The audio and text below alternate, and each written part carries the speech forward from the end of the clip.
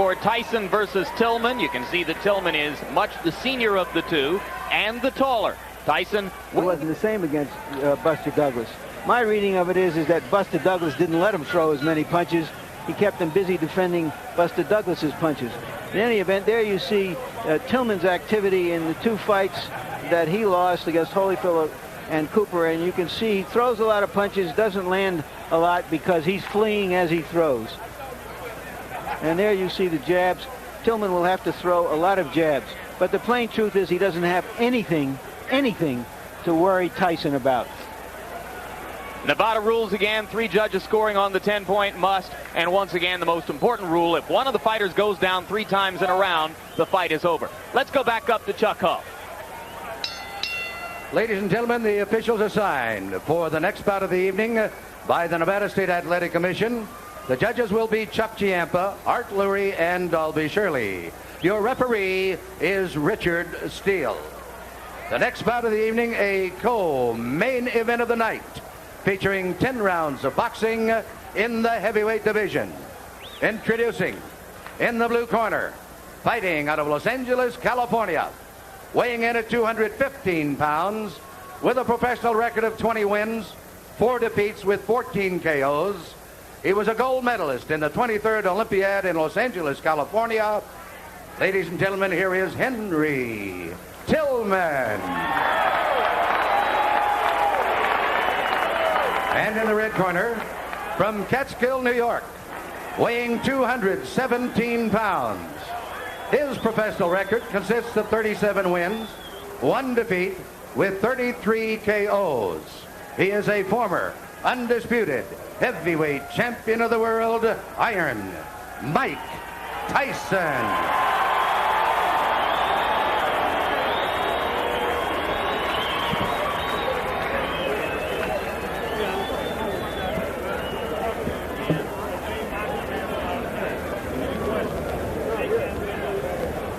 Mike Tyson is a 1-2 favorite to knock out his opponent in the first round. That means if you wanted to make $2, you'd have to bet $4.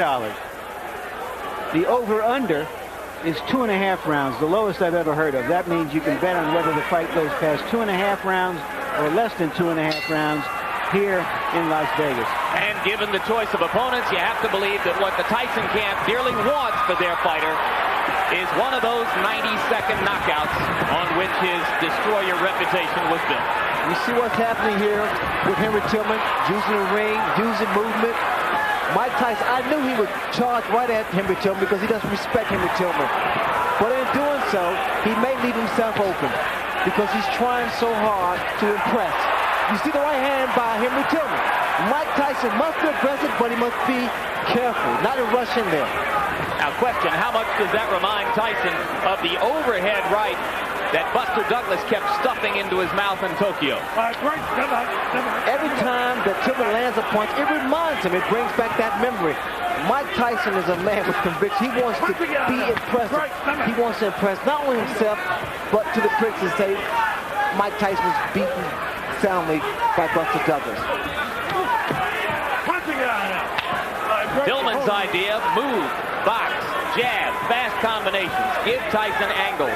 All very well and good. What happens when he gets hit? That right hand of Tillman needs to be close to that chin. You notice where he drops it. Periodically he drops it.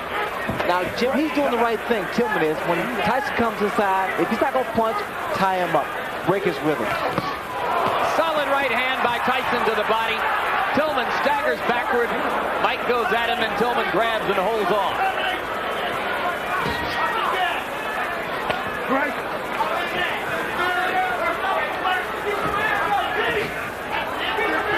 I believe Tillman's going to stand there and try to drop his right hand because he's trying to time Mike Tyson's onslaught.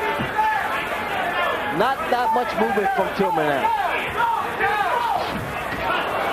Tillman missed with an overhand right. Trying exactly as you said he would to drop it in.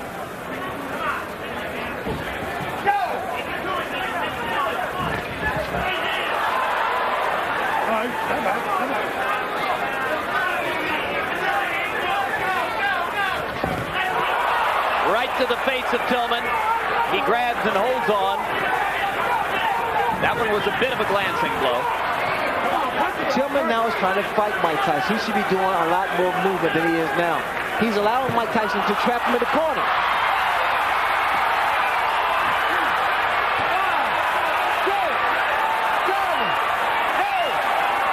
That'll be enough. Surprise! And Tyson rushes to Tillman to help him up, which may not at the moment be the very best idea. There's a huge crowd around the fallen fighter who probably needs a little air.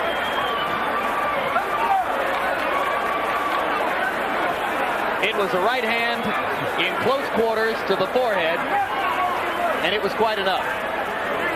The snake always devours the frog.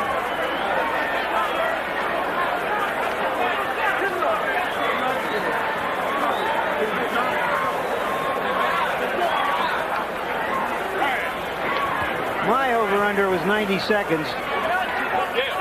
I think it went over. Yeah, I think there are a lot of people who are probably surprised by how far it went. Henry Tillman is not known to take a punch very well. He took one really solid blow earlier in the round and a vicious shot to the body. And finally, it was that right to the forehead that was enough. The question I have as we watch this again, and there is the punch, a high punch on the forehead, the sort of a punch that knocked out Trevor Berbick when Mike Tyson won the heavyweight championship. The question I have is whether you can sell another doubleheader like this with a combined 6 or 7 minutes of fighting. Well, if it's Francesco Damiani and Alex Stewart, as appears to be the case in September, those are fighters with better credentials than those of Adelson Rodriguez and Henry Tillman. This is true, but I'm just curious. I don't know whether you can. I'm not saying you can't sell it. I'm just asking whether you can. We came here for a 2-ring circus, and we got it. One more look at the Hail Mary right hand. I know I'm going to land it somewhere here. And Tillman never responded at all to Richard Steele's count. And now let's go up to Chuck Hull for the official announcement. Ladies and gentlemen, the time, 2 minutes, 47 seconds of the first round. The winner by a knockout, Iron Mike Tyson.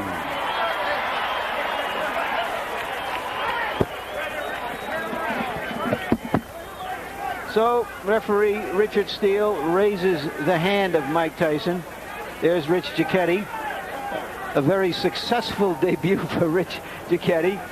And here you see the total punches in the round. Tillman landed 4, Tyson 14, according to our statisticians. Not that it makes any difference. If there was any doubt going into this fight, and there wasn't, Tillman landed a hard, clean right on the button of Tyson early in the round. Tyson barely blinked. There's the big crowd standing around. It's been a curious crowd. I think the crowd knew what it was coming for, which was a show, a circus as we've been calling it. There wasn't a lot of high excitement about it, just a lot of high curiosity to see 2 former champions performing. Go through it one more time. Left jab, bang, right over the right jab. Perfect shot by Mike Tyson. Once again, Henry Tillman, too brave for his chin. Now to you, Jim. All right, Mike Tyson has joined us now at ringside. Mike, a lot of people thought that maybe you had some questions to answer for yourself tonight. Were there questions in your mind, and if so, did you answer them? No, I didn't have much doubt on the outcome of the fight. It's just that I was skeptical because I didn't give my best performance. You know what I mean? I had no idea that I knew I was always the same person still. It's just that I was reluctant in the situation and I wasn't professional, and that's not characteristic of me. How good did this performance feel for you? Well, it helps, you know, you come back, you got your win, it helps the confidence, but I want to fight often as I possibly can. How much can you learn from 2 minutes and 47 seconds? There are some who would contend that maybe you should have taken a tougher opponent and stayed in the ring longer. Well, as you know, as Ray knows, I'm already an experienced fighter. If I would have went 10 rounds, I was in good shape to go 10 or 15 rounds. I'm already an experienced fighter. It's just that I prefer to be more often active than I have been. Question, Ray? Well, I said earlier that, Mike, that you want to get this fight over with as soon as possible. Also, you know, there are people that say, well, it's not as formidable and this shouldn't be a problem. I thought it was an achievement because the fact of the matter is, because he was not considered a formidable opponent, that meant your mind had to be right. Absolutely. And the most, when people tell me that this guy's going to be a pushover, that's when I worry. That's when I worry. Like Buster Douglas wasn't supposed to be a pushover, not making a big issue of it. By no doubt, I'm the best fighter in the universe, and I'm coming back to regain the title. Will it satisfy you to come back in 3 months against the likes of an Alex Stewart, as appears to be the plan? I have 2 months. I'm in great shape. I can fight anyone in Do the you world. think that you made a mistake in the past by not fighting as frequently as you had in the period leading up to when you won the title? Absolutely. People, you know, you're put to a claim that all my personal problem. They say, well, he overcame the personal problem. He's still fighting. He's going through the war. But it's not the personal problem. It's the aftermath of the personal problem that really catches up because of the activity part. You know, you have to, in our business, Ray knows, you have to stay active. You know what I mean? The situation where he was in, he was dropping. You know what I mean? Active, if he was active, that would never happen. Because, as you know, Ray Lay is the best fighter of his generation. Did you see Foreman against Adelson Rodriguez? I didn't watch anything. My main concern was the common finish of Henry Tillman. All right, Evander Holyfield is going to get the first shot against Buster Douglas. How much is it going to bother you if you had to wait several more months, perhaps even a year or more? I'm going to stay active, but regardless of the issue, it's going to be a tough fight. And after the tough fight, the winner got me. Anything else, Ray? Congratulations, Mike. Thank you, Ray. Congratulations.